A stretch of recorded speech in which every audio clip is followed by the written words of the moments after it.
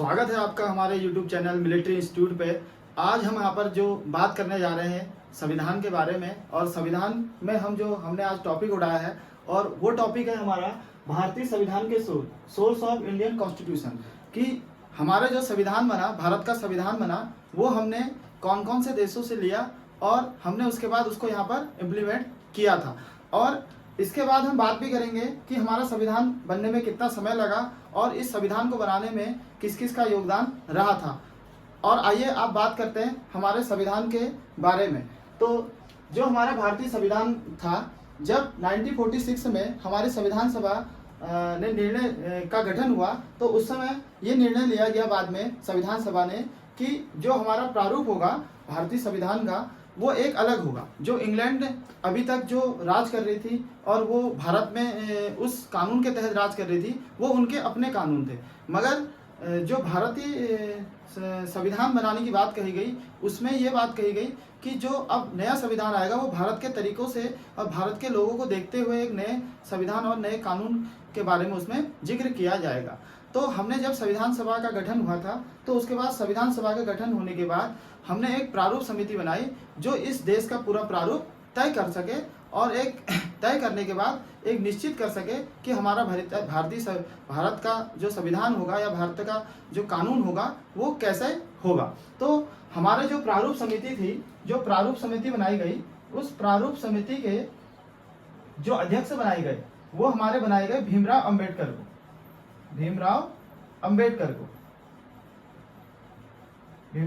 को जो है हमने प्रारूप समिति का चेयरमैन बनाया गया।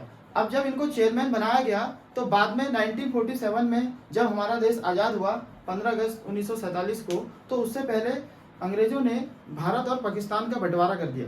उस समय जब बंटवारा किया गया, तो उस समय जो बांग्लादेश वाला इलाका था, जो वर्तमान में अभी बांग्लादेश देश बना है 1971 में, तो उससे पहले वह पाकिस्तान का हिस्सा था, यानी कि पूरी पाकिस्तान का था।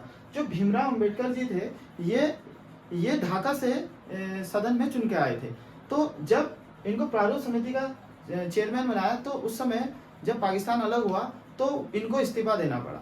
इस्तीफा देने के बाद इनको दोबारा से सदन में भेजने के लिए हमने महाराष्ट्र के पुणे वाली सीट से इनको क्या करा, अपने सदन में भेजा, और उसके बाद इनको दोबारा से हमने प्रारूप समिति का चेयरमैन बनाया, और फिर इनने संविधान का निर्माण किया। जब इनने बहुत सारे देशों की यात्रा करी, तो पूरे देशों की यात्रा करने के बाद इनको पूरे 2 वर्ष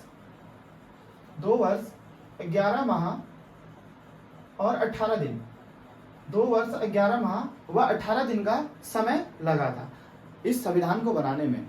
तो अंग्रेजों ने हमारे वहाँ इतने साल यानी कि 250 साल राज किया, और उसके बाद उनके कानूनों के तहत हमारा भारत देश को वो चला रहे थे।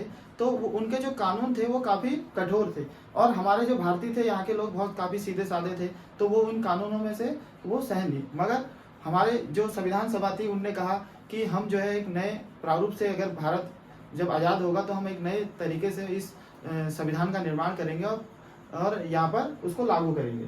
तो उसके बाद जब भीमराव अंबेडकर जी विदेशों की यात्रा करते हैं, तो वहाँ पर वो अलग अलग देशों में यात्रा करते हैं। देशों की यात्रा करने के बाद भीमराव अंबेडकर को 2 वर्ष 11 माह 18 दिन का समय लगता है, और उसके बाद जब ये संविधान बनकर तैयार होता है, तो 26 नवंबर यानी कि 26 नवंबर 1949 को ये संविधान बनकर तैयार हो जाता है। मगर संविधान के कुछ अंग हम लागू कर देते हैं, मगर पूर्ण रूप से लागू नहीं करते। हमारा जो संविधान लागू होता है वो होता है पूर्ण रूप से 26 जनवरी 1950 को, यानी कि 26 जनवरी को 1950 को हमारा संविधान लागू हो जाता है।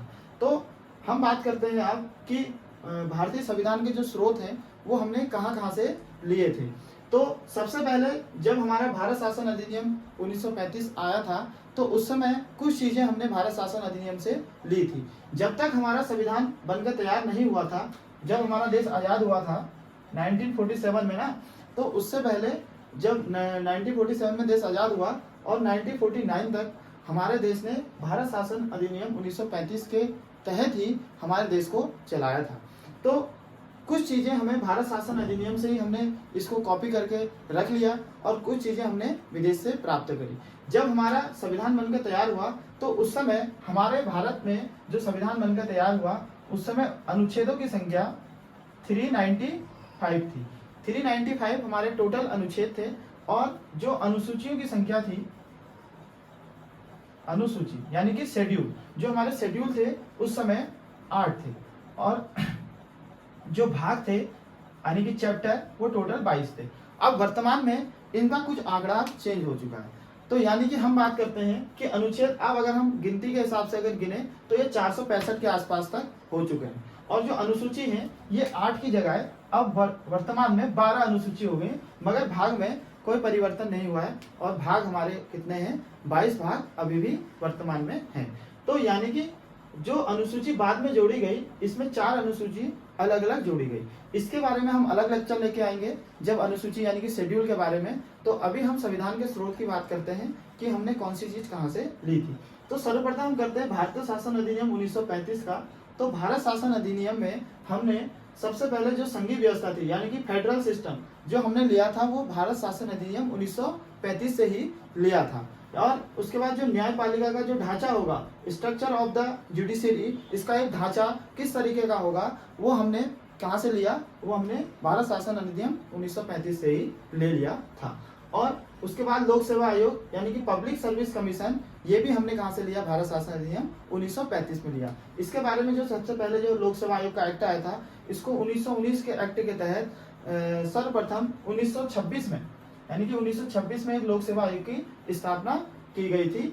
और पहली बार हमें लोक सेवा आयोग में भारतीय लोगों को मौका 1853 के एक्ट के तहत मिला, जिसमें भारतीय लोग भी सिविल सेवा की परीक्षाएं दे सकते हैं, और ये लंदन में आयोजित की जाती थी। तो पहले जो हमारे सिविल सेवा थे, पहले आईसीएस इनको बोला करते थे, इंडियन सिविल सर्विस। ये जो पहले हमारे आईसीएस थे, ये सत्येंद्र नाथ टैगोर थे, जिन्होंने 1963 में ये परीक्षा 1863 में ये परीक्षा पूर्ण की थी। और उसके बाद 1922 में 1922 में पहली बार भारतीय शहर में और इंग्लैंड में दोनों जगह एक साथ परीक्षाएं आयोजित की गई। कब? 1922 में। और उसके बाद 1926 में लोक सेवा आयोग की स्थापना हो गई। तो यानी कि इसका भी हमने कहां से लिया था, भारत शासन अधिनियम से। उसके बाद हम ब्रिटेन की बात करते हैं कि ब्रिटेन से हमने क्या क्या लिया था। तो ब्रिटेन से देखो हमने संसदीय व्यवस्था ली थी, यानी कि पार्लियामेंट्री सिस्टम। जो पार्लियामेंट यानी कि संसदीय व्यवस्था होगी वो कैसी होगी, यानी कि द्विसदनीय व्यवस्था होगी। यानी कि हमारे जो भारत में है वो 2 सदन है, एक होता है लोकसभा और एक होता है राज्यसभा। यानी कि जो लोकसभा है और प्लस राज्यसभा, लोकसभा हमारा निम्न सदन होगा और राज्यसभा हमारा उच्च सदन होगा, यानी कि लोअर हाउस और अपर हाउस। यानी कि लोकसभा में लोगों द्वारा यानी कि जनता जिनको वोट करके चुनती है वो लोकसभा में जाते हैं, और जिसमें राज्य के प्रतिनिधि यानी कि राज्य के जो विधायक चुनते हैं वो हमारे राज्यसभा में जाते हैं। इसके बारे में हम एक अलग लेक्चर लेके आएंगे अभी आने वाले समय में। तो आप बने रहिए यूट्यूब में हमारे साथ, और हमको और अच्छी जानकारी हम आपको बीच में मुहैया कराएंगे। और ये इम्पोर्टेंट है हर परीक्षाओं के लिए, चाहे वो हमारा यूकेपीएससी है या यूपीपीएससी है या आर्मी के कोई भी एग्जाम, एनडीए, सीडीएस, और हमारे उत्तराखंड के कोई भी ग्रुप सी लेवल के एग्जाम, यूपी के कोई भी एग्जाम अगर आप बात करते हैं तो ये काफी इंपॉर्टेंट है संवैधानिक स्रोत के बारे में। तो उसके बाद देखो हमने एकल नागरिकता ली। जब अम्बेडकर जी गए होंगे तो यानी कि हमने क्या लिया, एकल नागरिकता, यानी कि जो हमें नागरिकता मिलती है भारत में वो हमें एकल यानी कि एक ही नागरिकता मिलती है, वो भी भारत की। कहीं भी हम फॉर्म भरते हैं या कुछ होता है तो उसमें लिखे रहता है हम भारत का नागरिक होना चाहिए। वैसे ही यहाँ पर भी क्या है कि एकल नागरिकता ली गई है। और अमेरिका में दोहरी नागरिकता है, एक वहाँ राज्य की नागरिकता मिलती है और एक किसकी नागरिकता मिलती है, पूरे देश की नागरिकता मिलती है। तो हमें इंग्लैंड की वो चीजें सही लगी, जो सिंगल सिटीजनशिप थी वो चीजें हमने कहाँ से ली, इंग्लैंड से ली थी। अब बात करते हैं मंत्रिमंडल प्रणाली यानी कि कैबिनेट मिशन। जब हम देश को चलाएंगे तो एक देश को चलाने के लिए एक हमें कैबिनेट प्रणाली चाहिए, यानी कि उस मंत्रिमंडल की भी जरूरत पड़ेगी। तो वो मंत्रिमंडल जो प्रणाली थी वो हमने कहाँ से ली, इंग्लैंड से यानी कि ब्रिटेन से ली थी। उसके बाद यह द्विसदन पद्धति, जैसे कि मैंने अभी आपको बताया कि द्विसदनीय जो पद्धति थी हमारी लोकसभा और राज्यसभा, ये चीजें हमने कहाँ से ली थी, ये भी हमने इंग्लैंड यानी कि ब्रिटेन से ली थी। उसके बाद है विधि का शासन, रूल ऑफ लॉ, यानी कि जो रूल ऑफ लॉ है ये भी हमने कहाँ से लिया है, इंग्लैंड से लिया है। यानी कि यहाँ पर कोई भी अगर भारत का नागरिक है, चाहे वो किसी भी पद पर बैठा हो, चाहे वो आम नागरिक हो, उसके लिए जो विधि यानी कि कानून होगा वो सबके लिए समान होगा। ये हमने कहाँ से लिया है? ब्रिटेन से लिया है। अब हम बात करते हैं अमेरिका के संविधान से, यानी कि अमेरिका के संविधान से हमने क्या क्या लिया है। अब देखिए, जो अमेरिका का संविधान है वहां से सबसे पहले हमने मूल अधिकार लिए, यानी कि मौलिक अधिकार, जो फंडामेंटल हमारे राइट है। आने वाले लेक्चर में हम फंडामेंटल राइट यानी कि मौलिक अधिकारों के बारे में भी बात करेंगे कि हमने कौन सी चीजें मौलिक अधिकार में ली थी करके। तो देखिए, जो फंडामेंटल राइट, जो व्यक्ति का अधिकार है, वो चीज हमने कहाँ से ली है? अमेरिका से। जब हमारा संविधान बना तो उस समय हमारे पास 7 मौलिक अधिकार थे, मगर वर्तमान में हमारे पास कितने मौलिक अधिकार है? फंडामेंटल राइट वो हमारे 6 हैं। यानी कि जो राइट टू प्रॉपर्टी था, यानी कि संपत्ति का अधिकार, उसको हमने यहाँ से हटा के एक कानूनी अधिकार उसको दे दिया है संविधान में, आर्टिकल 300 क में डाल के। यानी कि 300 क में उसको डाल के हमने क्या दे दिया? उसे एक विधिक अधिकार दिया, यानी कि कानूनी अधिकार दे दिया। और अब हमारे पास वर्तमान में कितने मौलिक अधिकार हो गए? 6 मौलिक अधिकार। इसके बारे में हम एक अलग लेक्चर लेके आएंगे, आप बने रहिए। उसके बाद जो अमेरिका से हमारे पास जो हमने लिया था, वो लिया हमने न्यायपालिका की स्वतंत्रता, यानी कि इंडिपेंडेंस ऑफ द जुडिशरी। अगर हम न्यायपालिका को इंडिपेंडेंट नहीं रखेंगे तो हमारे वहाँ के जो कानून व्यवस्था है वो सुदृढ़ नहीं हो पाएगी। इसलिए हमने न्यायपालिका को कार्यपालिका से अलग रखा है और अपने आप को उसको क्या कर रखा है? स्वतंत्र कर रखा है, ताकि वो हर किसी को एक न्याय दिला सके। ठीक, यानी कि न्यायपालिका क्या होगी? एक स्वतंत्र होगी। फिर उसके बाद है पुनरावलोकन का सिद्धांत, यानी कि the principle of judiciary review. ये हमने कहाँ से लिया? अमेरिका से। कहने का मतलब यह है, अगर कोई सरकार सदन में कोई ऐसा बिल लेके आती है जिसमें किसी भी नागरिक का मौलिक अधिकार या किसी भी ऐसी चीजों का हनन होता है, तो उस पर न्यायपालिका क्या करेगी? रिव्यू करेगी। और अगर उसको लगे कि यह कानून हमारे जनता और नागरिक के लिए सही नहीं है, तो उसको शून्य मान के रिजेक्ट कर देगी। इसलिए वो न्यायिक पुनर्लोकन कर सकती है, यानी कि वो किसका करेगी? मौलिक अधिकार होगा। मगर जो नीति निर्देशक तत्व होते हैं हमारे, जो राज्यों को दे रखे हैं, अभी हम आगे बात करेंगे कि जो नीति निर्देशक तत्व हैं वो कहाँ से लिए गए हैं। तो जो नीति निर्देशक तत्व हैं उनके लिए हम जुडिशरी रिव्यू नहीं कर सकते, सिर्फ और सिर्फ मौलिक अधिकारों के हनन पे हम जुडिशरी रिव्यू कर सकते हैं। ठीक है, तो आगे बात करते हैं उपराष्ट्रपति का पद, the post of vice president, यानी कि जो वाइस प्रेसिडेंट की हमारी पद है वो हमने कहाँ से लिया है? वो हमने अमेरिका से लिया है। फिर उसके बाद आता है सुप्रीम कोर्ट और हाई कोर्ट के न्यायाधीशों को पद से हटाना, यानी कि उसको रिमूव करना, कि वो कैसे पद से हटाए जा सकते हैं महाभियोग के जरिए, वो भी हमने कहाँ से लिया है? अमेरिका से लिया है। और उसके बाद हम बात करते हैं राष्ट्रपति पर महाभियोग, इम्पीचमेंट ऑफ द प्रेसिडेंट। देखिए, जब राष्ट्रपति को हटाने की 2 प्रक्रिया हो सकती हैं। कैसी? या तो वो खुद इस्तीफा दे दे, या फिर उसके लिए हम महाभियोग की प्रक्रिया अपना लें। मगर उस राष्ट्रपति को महाभियोग लाने के लिए भी हमें 14 दिन पूर्व क्या करना पड़ता है? सूचना देनी पड़ती है कि आप जो है, हम आपके लिए जो है महाभियोग की प्रक्रिया कर रहे हैं, और आप तब तक जो भी आपके जुडिशरी, जो भी आपको कानून से संबंधित सलाह लेनी है वो आप ले लीजिए। तो इससे पहले हम क्या करते हैं? राष्ट्रपति पर महाभियोग लगा सके, हटा सकते हैं। तो ये था हमारा अमेरिका से। अब उसके बाद हम बात करते हैं आयरलैंड से। आयरलैंड से हमारे संविधान में क्या क्या चीजें लिया गया। देखिए, सबसे इम्पोर्टेंट जो है वो है राज्य के नीति निर्देशक तत्व, यानी कि directive principle of state policy. जो हमारे संविधान में, एक सिर्फ आयरलैंड के संविधान में और एक भारत के संविधान में राज्यों को विशेष अधिकार दिए हैं, राज्य के नीति निर्देशक तत्व बना के, जो उन्हें एक विशेष पावर देता है। इसके तहत हम यहाँ पर जुडिशरी रिव्यू नहीं कर सकते। जो भी राज्य कानून बनाता है उसके खिलाफ हम हाई कोर्ट और सुप्रीम कोर्ट में नहीं जा सकते हैं। क्यों? क्योंकि इसमें पुनरावलोकन के बारे में नहीं दिया है। वो सिर्फ कहाँ पर है? मौलिक अधिकार के हनन के बारे में हम जुडिशरी रिव्यू कर सकते हैं।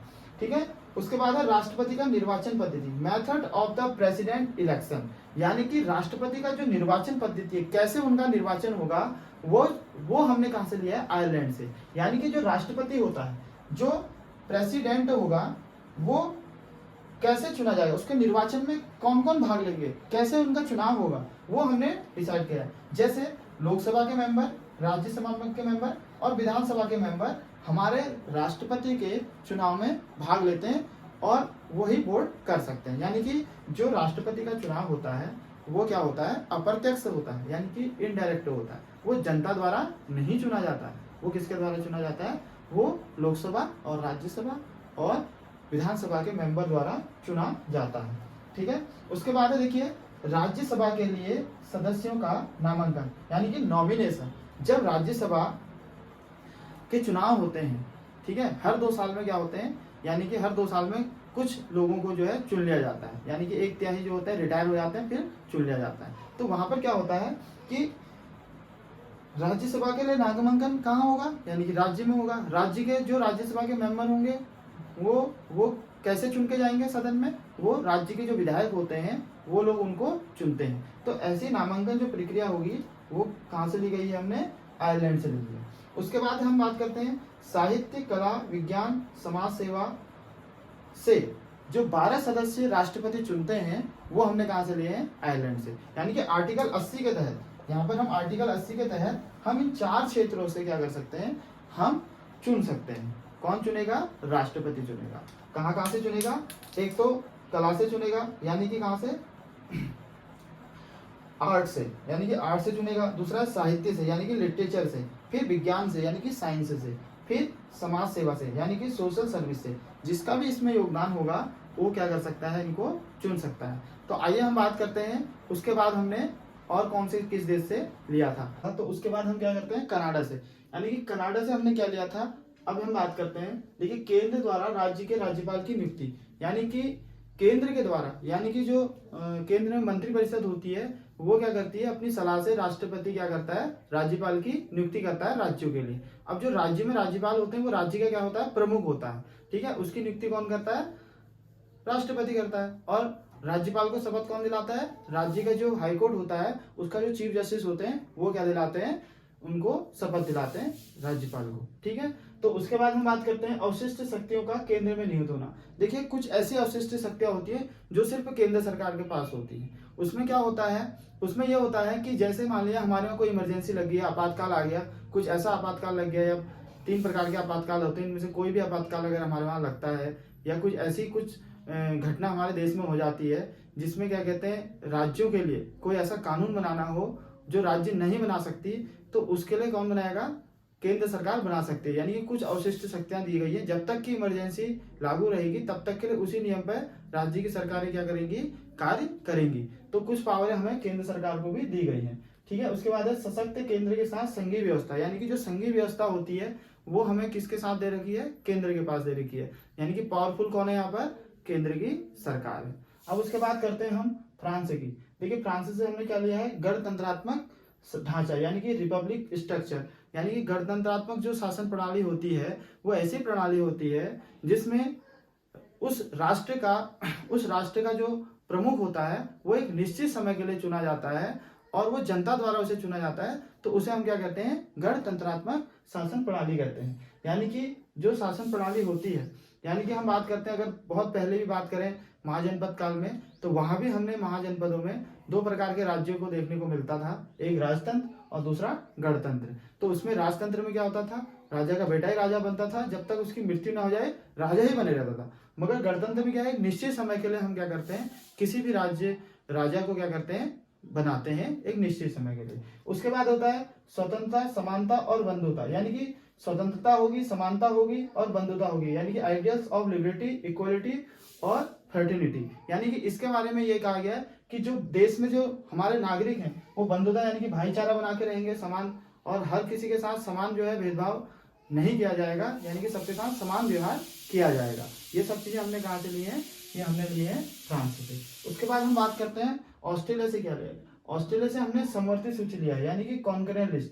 कहने का मतलब है कि कुछ ऐसी शक्तियां होती हैं जो राज्य और केंद्र दोनों के पास होती हैं, जिसमें कानून दोनों बना सकते हैं। यानी कि राज्य की सरकार भी कानून बना सकती है और केंद्र की सरकार भी कानून बना सकती है। तो जैसे हम बात करते हैं शिक्षा और स्वास्थ्य, तो इन ऐसे जो विषय होंगे जिसमें दोनों कानून बना सकते हैं। उसके बाद है संसद के दोनों सदनों की संयुक्त बैठक। देखो ज्वाइंट सिटिंग, अगर राष्ट्रपति को लगे कि ये बिल हमारे देश के लिए बहुत जरूरी है तो उसके लिए हम क्या करते हैं कि एक ज्वाइंट मीटिंग बुलाते हैं। ठीक है। दोनों सदनों की, लोकसभा की भी और राज्यसभा की, और राष्ट्रपति इनको बुलाता है और इनकी जो अध्यक्षता करते हैं वो कौन करते हैं, लोकसभा के अध्यक्ष जी करते हैं। यानी कि वो क्या करेंगे, इसकी मीटिंग करेंगे और उस बिल को पास करवाएंगे, कहेंगे। और उसके बाद है प्रस्तावना की भाषा, यानी कि लैंग्वेज ऑफ इंट्रोडक्शन। जो हमारी प्रस्तावना है, हम भारत के लोग, भारत के इसमें क्या है कि जो प्रस्तावना की भाषा है, क्या क्या इसमें भाषा दी गई है, वो सब हमने कहाँ से लिया है, वो हमने ऑस्ट्रेलिया से लिया है। फिर है शक्तियों का विभाजन। शक्ति का विभाजन वही है कि राज्य के पास क्या शक्ति होंगी और केंद्र के पास क्या होंगी, दोनों को अलग अलग रख रखा है। और उसके बाद आता है जर्मनी, कि जर्मनी से हमने क्या ले रखा है, तो जर्मनी से हमने आपातकाल ले रखा है। यानी कि आपातकाल में हमारे क्या उपबंध होंगे, जैसे हमारे मौलिक अधिकारों का हनन होना, ये सब हमने कहाँ से लिया है, जर्मनी से लिया। यानी कि जब आपातकाल लगता है तो उस समय हमारे मौलिक अधिकारों का हनन हो जाता है, सिर्फ 20 और 21 आर्टिकल को छोड़कर। इन दो अनुच्छेदों को छोड़कर हमारे सारे मौलिक अधिकार क्या हो जाते हैं, खत्म हो जाते हैं। फिर उसके बाद करते हैं हम दक्षिण अफ्रीका। दक्षिण अफ्रीका के संविधान से हमने राज्यसभा के सदस्य का निर्वाचन लिया है, यानी कि इलेक्शन जो होते हैं मेंबर ऑफ राज्यसभा के, उनका निर्वाचन की पद्धति ले रखी है। यानी कि निर्वाचन मतलब उनको निर्वाचन में कौन भाग लेगा, यानी कि कौन भाग लेता है, इसमें राज्य के जो विधायक होते हैं वो इसमें क्या करते हैं, भाग लेते हैं। उसके बाद आता है संविधान में संशोधन की प्रक्रिया, यानी कि अमेंडमेंट। जो हमारे संविधान में संशोधन होता है, यानी कि 368 अनुच्छेद 368 के तहत हम क्या कर सकते हैं, संविधान में संशोधन कर सकते हैं। और वो हमने कहां से लिया है, साउथ अफ्रीका से लिया है। ठीक है। उसके बाद लिया है हमने रूस से। रूस से हमने क्या लिया है, मौलिक कर्तव्य। यानी कि जो मौलिक कर्तव्य यानी कि फंडामेंटल ड्यूटीज, जो हमारे भारत के नागरिक होते हैं उनकी भी एक अपनी फंडामेंटल ड्यूटीज होती है कि वो कैसे अपने भारत को, यानी कि भारत की देश की जैसे रक्षा कैसे करेंगे। हर किसी की जरूरी थोड़ा है कि आप आर्मी में या किसी सेना में भर्ती होकर देश की सेवा करें। आप अपने घर, अपने राज्य में रह के भी क्या कर सकते हैं, देश की सेवा कर सकते हैं इन फंडामेंटल ड्यूटीज से। तो ये जो फंडामेंटल ड्यूटीज थे, जब हमारा मूल संविधान बना था उस समय इनका कोई जिक्र नहीं था। तो हमने 1976 में जब 42वां संविधान संशोधन 1976 लेके आए थे, तो उस समय हमने क्या करा था, ये फंडामेंटल ड्यूटीज को जोड़ा था। मगर तब हमने मात्र 10 फंडामेंटल ड्यूटीज को जोड़ा था। बाद में हम 86वां संविधान संशोधन 2002 के तहत हमने क्या करा था, 11, यानी कि एक और जोड़ के इनकी संख्या कितनी हो गई थी, 11 हो गई थी। ठीक है। और उसके बाद आगे बढ़ते हैं जापान। जापान से हमने क्या है, विधि द्वारा स्थापित प्रक्रिया, यानी कि जो प्रोसेस होगी जो हमारी विधि की, उसी के तहत हम क्या कर सकते हैं, उस पर कार्रवाई कर सकते हैं। जैसे मान लीजिए किसी व्यक्ति ने कोई अपराध किया होगा, तो जो उस समय कानून होगा उसी के तहत उसको क्या मिलेगी, उसकी कानूनी दंड यानी कि उसको मिलेगा। यानी कि आज से 10 साल पहले या 15 साल पहले किसी ने क्या कहते हैं, कोई किसी केस में मतलब अगर इन्वॉल्व होगा, अगर वहां पर कोई सजा का प्रारूप ऐसा होगा कि जो वर्तमान में सजा है वो अलग है, तो यानी कि उसको जो सजा मिलती है वो क्या मिलेगी, पुराने कानून के तहत ही मिलेगी। इसलिए इसमें कहा गया है विधि द्वारा स्थापित प्रक्रिया, जो विधि के द्वारा स्थापित प्रक्रिया होगी उस समय, उसी के तहत क्या होगा, राज्य के नागरिकों को न्याय मिलेगा। तो ये थे हमारे संवैधानिक स्रोतों के बारे में, जो आपके आने वाले आगामी एग्जामों में काफी इंपोर्टेंट होने वाले हैं। तो इसमें मैंने आपको दोनों लैंग्वेज में यहाँ पर भाषा में दिया है, हिंदी और इंग्लिश दोनों में, जो आपके लिए हिंदी माध्यम वालों के लिए भी और इंग्लिश माध्यम वालों के लिए भी क्या होगा, काफी लाभदायक होने वाला है। तो ऐसी वीडियो अगर आप चाहते हैं कि ऐसी वीडियो और आते रहे, तो और अधिक से अधिक वीडियो को शेयर करें। हम आने वाले समय में और अच्छी वीडियो आपके लिए लेकर आएंगे। धन्यवाद।